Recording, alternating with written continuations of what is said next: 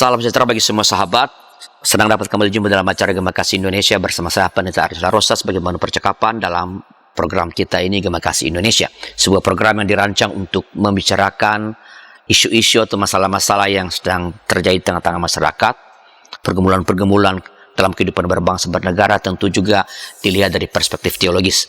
Dan kali ini para sahabat kita berbicara mengenai krisis dalam pluralisme Indonesia, ya. Kita tahu negara kita negara yang sangat plural dan berbagai macam aspek. Dan untuk membicarakan ini telah datang ke studio narasumber kita Bapak Pendeta Dr. Martin Lokita Sinaga. Selamat datang Pak Martin. Salam berjumpa Pendeta Arlianus, senang sekali kita memasuki tema ini. Apa kabar? Baik-baik, semoga tetap sehat walaupun pluralisme tidak mudah, bisa krisis. Ya, Pak Pendeta Martin adalah pendeta dari GKPS, Betul. Gereja Kristen Protestan Simalungun. Simalungun, ya. Dan mengajar masih mengajar di Riakara masih? Ya. Ya. Tidak tetap. Tidak tetap. Beliau menulis banyak. Beliau adalah fasilitator nasional dari moderasi beragama. Ya, jalan-jalan kemana-mana terus nih untuk menggelorakan moderasi beragama. Semoga berhasil Pak Martin. Semoga bisa diukur dengan indeks toleransi yang kiranya semakin membaik ya. Nah, Pak Martin, kita bicara mengenai krisis ya dalam pluralisme. Mungkin mulai dengan ini, apa sih yang dimaksud dengan pluralisme itu sih sebenarnya?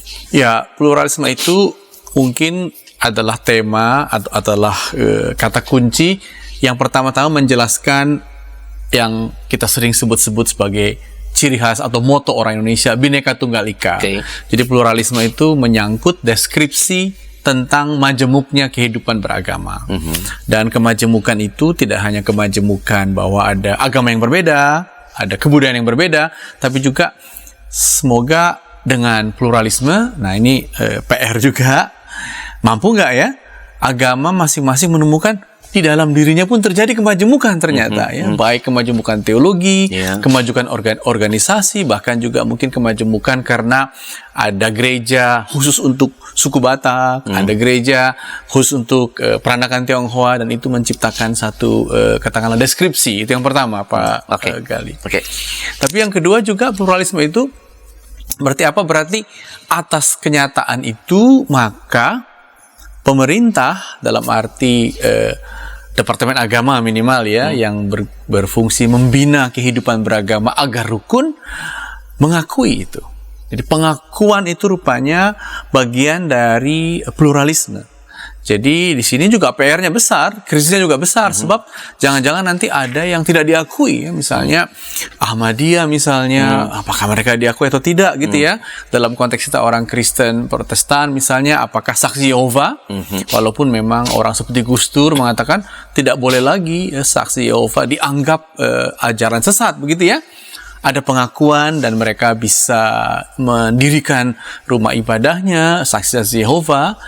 Dengan kata lain, kalau bangsa ini pluralisme prinsipnya, maka mesti ada pengakuan dan ada pengaturan, ada pencatatan, bahkan nanti urusan-urusan praktis pernikahan keluarganya, urusan-urusan praktis apakah pemerintah mau membantu mendirikan rumah ibadahnya, itu juga muncul. Nah, itu yang kedua, arti pluralisme, ada pengakuan. Tapi yang ketiga yang penting sebenarnya itu begini.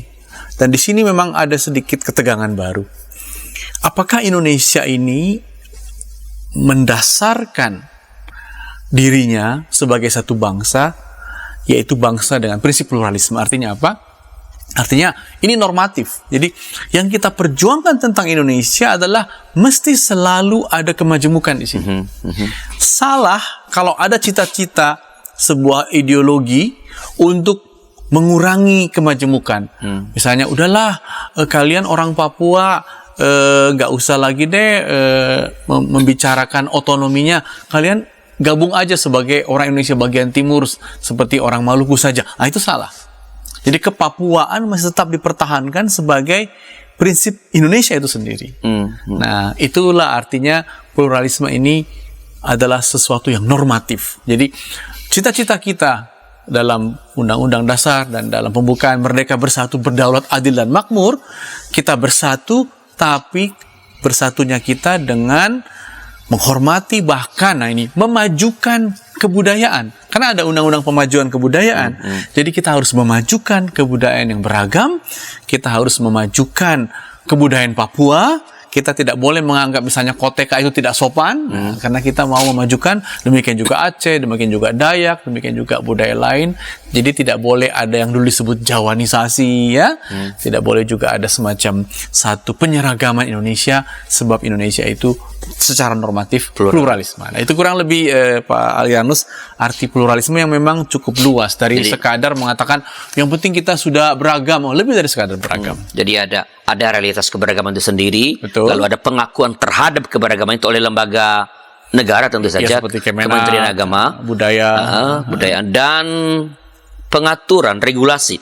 Regulasi, tapi juga semacam sikap bahwa bangsa ini akan memperjuangkan berbeda-berbedanya tanpa pembeda-pembedaan orang-orang, suku-suku, agama-agama di negeri ini. Jadi dalam gagasan tentang pluralisme itu ada semacam bukan saja upaya merawat sebenarnya, merawat kepelbagaian yang ada, tapi juga mengembangkannya terbuka ketika muncul lagi perbedaan-perbedaan yang baru. Ya, dan itu dianggap sebagai basis untuk demokrasi.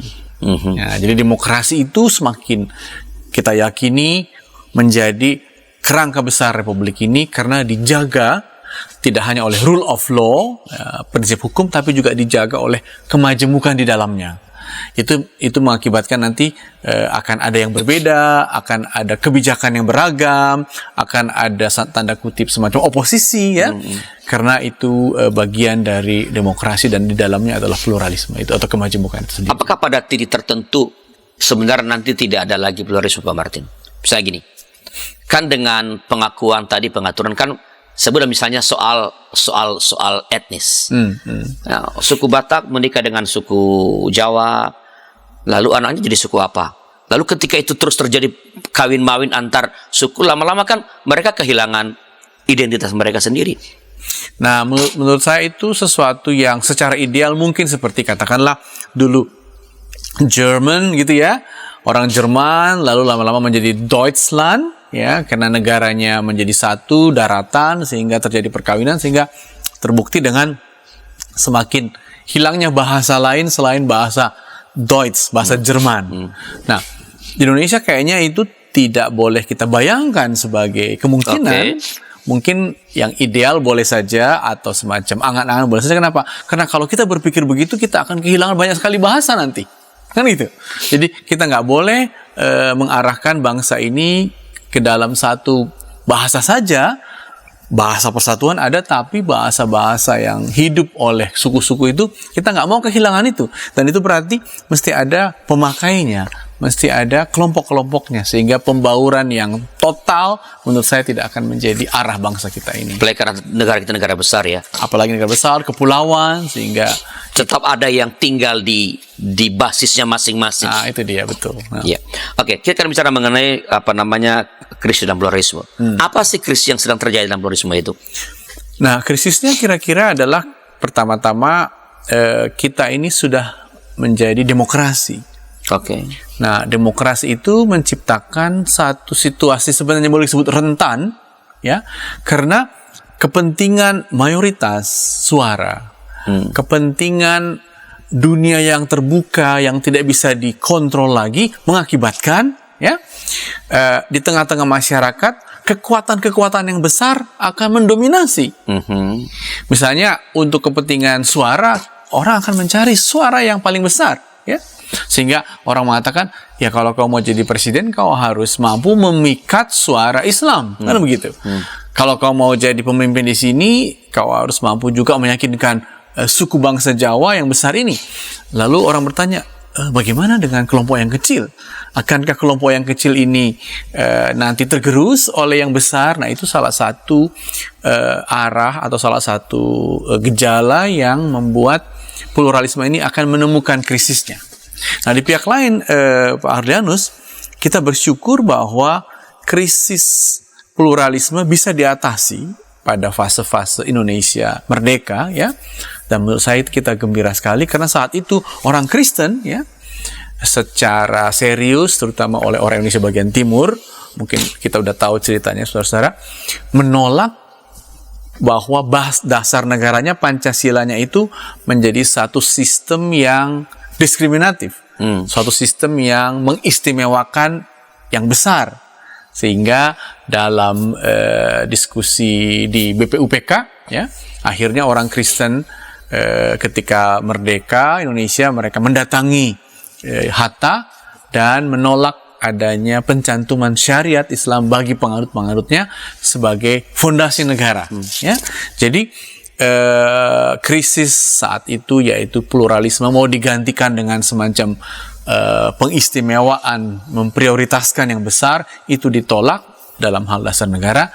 Dan kalau begitu maka memang kita sekarang memasuki fase yang sering disebut sebagai kalau Islam tidak lagi menjadi dasar negara, tidak lagi diistimewakan, tapi dengan terbukanya demokrasi, maka Islam akan memasuki ruang terbuka ini secara mendalam. Nah, apalagi demokrasi itu menuntut apa yang disebut suara terbanyak, menuntut kotak suara, maka di dalam demokrasi ini pluralisme mengalami kerentanannya dan sekaligus krisisnya. Kurang lebih seperti Karena itu. bisa ada suara mayoritas dengan demikian. Iya. Jadi gejala yang disebut mayoritarianisme, Pak Adrianus, itu seperti terjemahan dari demokrasi yang mengakibatkan krisis itu sendiri. Nah, mayoritarisme ini sering disebut sebagai gejala khas demokrasi yang karena masuknya kekuatan besar ke dalam ruang publik, karena masuknya kepentingan mayoritas ke dalam perundang-undangan, gitu ya, maka nanti kelama-kelamaan orang bertanya, kalau begitu yang kecil, yang minoritas, Gimana? otomatis tergerus karena demokrasi itu sendiri. Oke. Nah, bagaimana atau apa yang menyebabkan terjadinya krisis dalam pluralisme itu setelah beberapa informasi berikut ini?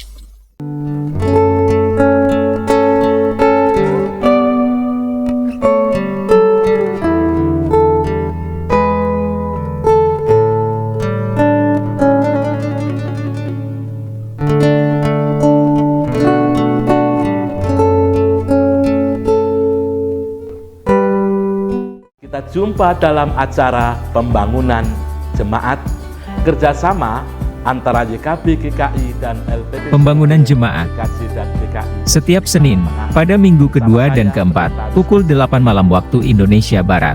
Mengapa pembangunan Dapat Anda jemaat? nikmati di channel YKB GKI TV. Pertanyaan. Dari kungkungan malam gelap. Nyanyikanlah nyanyian baru. Setiap hari Rabu, pukul 12 waktu Indonesia Barat. Dapat Anda nikmati di channel lagu rohani YKB GKI TV. Tanganku dipegang. Injil dalam Melodi. Setiap hari Kamis, pukul 12 waktu Indonesia Barat. Dapat Anda nikmati di channel Bedah Lagu YKB GKI TV.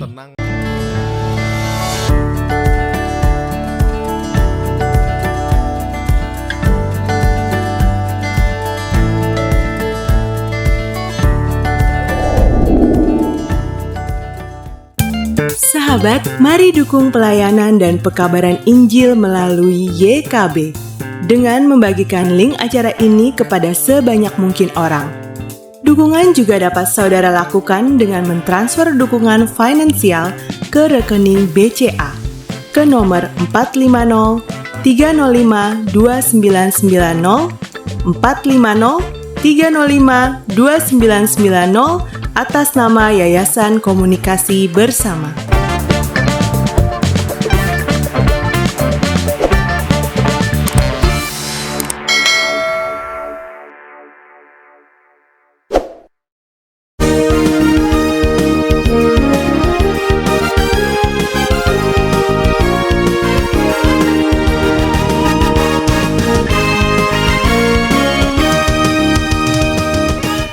Masih dalam acara Gema Kasih Indonesia, terima kasih Anda masih bersama dengan kami. Saya Pendeta Selaros dan Pendeta Martin Sinaga yang sedang berbincang tentang krisis dalam pluralisme di Indonesia.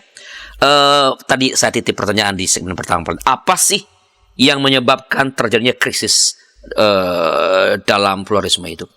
Ya, krisisnya adalah bahwa dengan terbukanya ruang yang disebut demokratisasi, maka posisi mayoritas diperlukan untuk pengelolaan politik. Demokrasi berarti majority rules melalui sistem politik. Tetapi juga selain karena demokrasi terbuka, krisis itu berlangsung karena nilai-nilai mayoritas memasuki ruang publik dengan masif. Katakanlah nilai tentang makanan yang halal. Nah, saudara-saudara yang Muslim, karena mayoritas mereka ingin agar ada kepastian tentang makanan yang halal dan haram, dan itu dilayani dengan sebuah perundang-undangan, sehingga akan muncul nanti sebuah situasi katakanlah kuliner Indonesia ya, yang mendiskriminasi, sebenarnya bukan mendiskriminasi, tapi akan meminggirkan makanan-makanan yang dianggap haram. Makanan Batak misalnya, makanan Nias misalnya, makanan orang Tionghoa misalnya, itu akan masuk dalam satu pojok yang dianggap harus diatur secara khusus karena dia tidak melayani satu sistem makanan yang disebut halal. Nah, jadi itu kurang lebih Pak Adrianus sebab-sebabnya, dan itu juga akan masuk misalnya barusan dengan apa yang disebut bahwa pernikahan ya janganlah bertolak belakang dengan kepentingan model pernikahan mayoritas, ya, dan itu melahirkan apa yang disebut surat Mahkamah Agung ya, surat edaran SEMA bahwa pernikahan yang berbeda agama yang sudah dicatatkan di luar negeri tidak boleh disahkan oleh pengadilan setempat karena derasnya kekuatan mayoritas dalam demokrasi kita. Dan itu krisis dalam. Ya, sehingga orang mengatakan bagaimana pengalaman-pengalaman yang majemuk, bagaimana perbedaan-perbedaan model perkawinan masih dimungkinkan. Nah, justru ada prosesnya bahwa kita harus ikut yang banyak saja. Tidak boleh lagi model perkawinan yang minoritas, katakanlah perkawinan antar agama, itu masuk dalam sistem negara. Karena sistem negara cenderung mau melayani kepentingan dari yang banyak ini. Sehingga orang mengatakan, wah kalau begitu tidak ada kemajemukan, tidak ada pluralisme dalam hal pengelolaan, pengakuan, recognition dari perkawinan yang berbeda dari kepentingan mayoritas. Nah, di situ tantangannya Pak Kali. Jadi krisis disebabkan oleh penerimaan atau terfasilitasinya kebutuhan-kebutuhan kelompok mayoritas melalui regulasi-regulasi pemerintah. Betul. Makanya kan Menteri Agama itu sebenarnya membaca ini sehingga dia mengatakan agama itu kiranya jangan memikirkan aspirasinya saja, atau agama itu bukanlah aspirasi tapi inspirasi, ya, agar nilai-nilai agama itu diterjemahkan dalam satu kerangka bersama. Ya. Makanya kita berharap Pak Adrianus, orang semakin mau menghadapi krisis ini dengan melihat peta-petanya. Tadi peta yang paling berat memang mayoritarianisme ini, bahwa aspirasi yang paling banyak, mayoritas, bahwa politisi membutuhkan suara mereka, sehingga diterjemahkanlah kepentingan mayoritas ini ke dalam tatanan hukum, ya, diterjemahkanlah juga dalam kebijakan-kebijakan, bahkan itu mengakibatkan nanti kekuatan-kekuatan politik akan terus-menerus melayani suara mayoritas dan itu akan menggerus minoritas. Dan tren ke arah itu terlihat. SEMA yang terakhir ini adalah satu upaya melayani lagi suara mayoritas yang akhir-akhir ini menjadi konservatif terkait pernikahan, ya, sehingga dalam ruang kewarganegaraan bisa terjadi bahwa warga negara yang punya pilihan berbeda tidak punya alternatif lagi karena harus ikut dalam sistem yang dianggap paling melayani suara terbanyak. Nah, juga misalnya masalah lama, masalah klasik yang mengakibatkan pluralisme ini krisis adalah masih ada bayang-bayang bahwa kita harus lebih banyak. Dan itu terkait dengan sering disebut pada penyebaran agama, itu terkait pada prinsip bahwa sekarang di wilayah ini kita harus menghitung siapa yang mayoritas di provinsi ini, lalu di kabupaten ini siapa yang mayoritas, dan itu mengakibatkan perasaan bahwa yang mayoritas harus mempertahankan posisinya, yang minoritas seolah-olah dianggap menggerogoti posisinya karena memang ada upaya yang disebut penyebaran itu. Nah, ini adalah satu situasi yang membuat orang mengatakan mayoritas ini, minoritas itu justru tidak berdampingan lagi hidupnya, tapi seolah-olah saling terpinggirkan ya. Entah terpinggirkan atau saling mengancam. Nah, di situ pluralisme dianggap sebagai tidak ada lagi karena yang terjadi adalah satu proses saling mengancam. Nah, makanya dalam konteks penyebaran agama, dalam konteks posisi mayoritas agama diharapkan ada moderasi, ya, sebagai katakanlah solusi agar masing-masing bisa menghargai perbedaan, bisa menerima suara yang berbeda, lalu menemukan titik tengah, titik temu untuk kesepakatan-kesepakatan yang lebih saling disepakati walaupun tanpa katakanlah menghilangkan kepentingan yang berbeda itu. Itu juga satu tema besar kita, Pak Arlianus. Nah, ini ancaman ya, ancaman yang luar. Kalau krisis ini bisa segera berubah jadi ancaman sebenarnya terhadap yang tadi deskripsi negara kita, bahwa kita ini negara yang plural, negara majemuk. Ya, kalau yang dibiarkan termasuk tadi memfasilitasi tuntutan-tuntutan dari kelompok mayoritas tentang ini dan itu, termasuk tentang pernikahan dan sebagainya, itu akan mengancam sebenarnya eksistensi sebagai negara yang berbineka tunggal ika. Ya, betul. Nah, apa yang harus kita lakukan untuk itu, Pak Martin, supaya ini jangan sampai ini kan kekayaan ya, kebinekaan ini kan kekayaan luar biasa ya. Ya, kalau dikelola dengan baik akan membuat kita menjadi bangsa yang sangat kuat, tapi kalau salah kelola, iya bisa kacau balau juga. Nah, apa yang perlu dilakukan supaya krisis ini tidak berubah menjadi ancaman bagi eksistensi kita sebagai bangsa? Ya, jadi memang ada katakanlah satu ruang sering disebut ruang kebudayaan. Ya, itu yang melahirkan Bhinneka Tunggal Ika. Ya kan, kebudayaan Nusantara kita kaya sekali.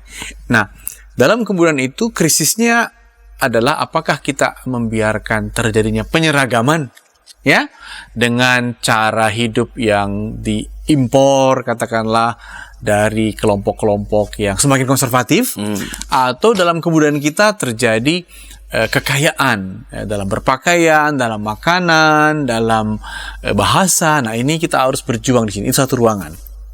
Nah, ruangan berikutnya yang tadi sudah sebenarnya kita singgung, yaitu bagaimana sebenarnya penyebaran agama itu harus dipahami. Bagaimanakah misi dan dakwah harus dipahami. Kalau misi dan dakwah dipahami sebagai kompetisi, sebagai siapa yang paling kuat di daerah ini, siapa yang paling banyak di daerah ini, kalau ini terus dihadapi, maka kalah menang akan menjadi logika antar agama, dan pluralisme sebenarnya nggak ada di situ. Ya, yang ada tunggu saja waktunya, nanti kami akan menggerus kamu, tunggu saja waktunya kapan kami paling banyak, lalu kami akan menentukan segala-galanya. Jadi spirit pluralisme juga mesti muncul dari dalam agama, dalam konteks penyebaran dan dalam konteks misi ataupun dakwahnya. Itu yang kedua. Yang ketiga, Pak Arlianus, sebenarnya ada tema penting, yaitu tema hukum. Dan kita bersyukur seperti tadi perjuangan tokoh-tokoh bangsa ini, bahwa Pancasila itu telah berhasil menetapkan ideologi bangsa ini tidak diskriminatif tapi inklusif. Ya, jangan sampai produk hukum dari basis negara Pancasila yang inklusif dan non-diskriminatif ini melahirkan produk hukum yang membeda-bedakan. Nah, disitulah kita harus berani misalnya mempersoalkan lagi dan lagi apa yang disebut PNPS 65, bahwa masih mungkin sebuah kemajemukan dalam penghayatan agama dituduh sebagai penodaan.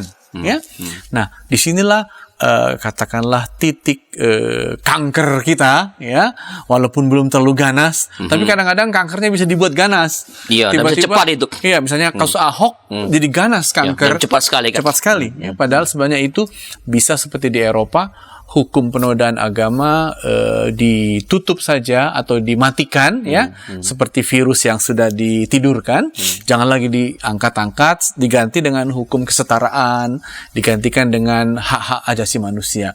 Nah, ini juga satu medan yang kita harus kerjakan. Nah, medan yang berikutnya Pak Arianus adalah medan yang terkait dengan apa yang disebut politik tadi. Okay. Bagaimana agar politisi kita jangan kita biarkan untuk terus-menerus memompa bahwa dia wakil mayoritas, bahwa dia naik karena dia mewakili kelompok terbesar di sini, suku terbesar di sana, bahwa dia misalnya mengatakan hati-hati ekonomi dikuasai oleh minoritas. Nah, jangan kita biarkan politisi itu memanfaatkan peta ini untuk menciptakan satu sentimen lalu mengakibatkan penindasan terhadap kelompok-kelompok yang kecil. Nah, kalau kita berhasil dalam 4 peta tadi itu tadi saya ulang lagi peta pertama, misi dan dakwah tidak kalah menang tapi misi dan dakwah satu upaya untuk menyiarkan katakanlah kesejahteraan, itu yang pertama, kita akan keluar dari krisis pluralisme. Kedua, kalau hukum kita tidak bersifat menghapuskan kemajemukan dengan cara tuduhan-tuduhan penodaan. Jadi itu mesti di amandemen Di amandemen dengan hukum yang menghargai kemajemukan, dan memang kalau ada perilaku-perilaku pidana, kita pidanakan sebagai mungkin hate speech kebencian yang mendorong kerusuhan misalnya, itu bisa, tapi jangan penodaan agama. Lalu yang berikutnya, ruang berikutnya tentu saja dalam budaya kita mesti mampu menciptakan kemajemukan dalam budaya, jangan terjadi penyeragaman budaya. Dan yang terakhir, yang keempat, politisi kita harus memakai katakanlah etika dalam mengkampanyekan dirinya, dalam memenangkan kotak suara, agar jangan dia memompa sentimen agama, sentimen mayoritas melawan minoritas gitu untuk kemenangannya. Nah, kalau peta ini bisa orang-orang masuki secara lebih tepat, menurut saya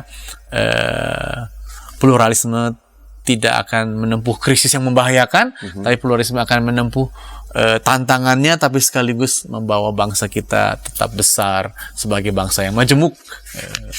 Kalau lihat trennya Pak Mardi, atau kalau lihat dinamika politik kan mengenai regulasi kan itu berkaitan dengan politik sebenarnya betul. Politik Kalau lihat dinamika politik kita, apakah kita punya cukup harapan agar regulasi-regulasi yang hanya memfasilitasi atau yang memfasilitasi hanya kepentingan kelompok tertentu itu bakal bisa dihentikan nggak sih?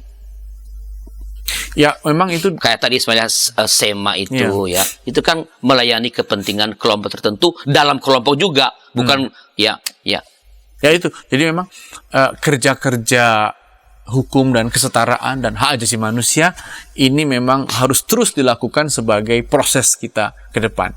Kerja-kerja misi dan dakwah sebagai kesaksian untuk kesejahteraan bersama harus kita pompa gitu loh. Politik yang tidak sentimental juga kita bisa kembangkan, dan proses-proses lainnya yang lebih bersifat kebudayaan yang menghormati kita bisa. Jadi mesti ada kerja-kerja demi pluralisme gitu. Tidak bisa serta-merta akan oke-oke saja. Dan siapa yang mesti berada di barisan terdepan untuk itu? Ya tergantung ruangnya. Kalau ruang hukum, ya gerakan-gerakan HAM, gerakan-gerakan perempuan. Kalau dia dalam agama, dalam dakwah, dalam misi, lembaga-lembaga misi, YKB kita ini. Kalau dia urusan kebudayaan, maka penggerak-penggerak kebudayaan agar tetap tercipta kemajemukan. Kalau dia di ruang politik, maka politisi-politisi negarawan. Kita harus temukan agar Indonesia ini dipertahankan, tidak hanya sekadar dia mendapat suara, tapi keindonesiaan. Pancasila menjadi sistem yang membuka dan tidak diskriminatif di situ. Baik, Pak Menteri, terima kasih. Jadi kita perlu bekerja keras Betul. Semua pihak agar pluralisme ini dapat tetap terawat, diberi kebebasan untuk bertumbuh begitu, tentu dalam regulasi-regulasi yang baik untuk semua golongan, bukan hanya untuk kepentingan mayoritas. Mayoritas. Betul. Baik, Pak Martin. Terima kasih atas pencerahannya pada hari ini. Dan sahabat, itulah percakapan kita kali ini dalam acara Gema Kasih Indonesia. Bila ada masukan-masukan, silakan kirim ke kami lewat nomor 0812 8188 9191. Sampai jumpa, Tuhan memberkati.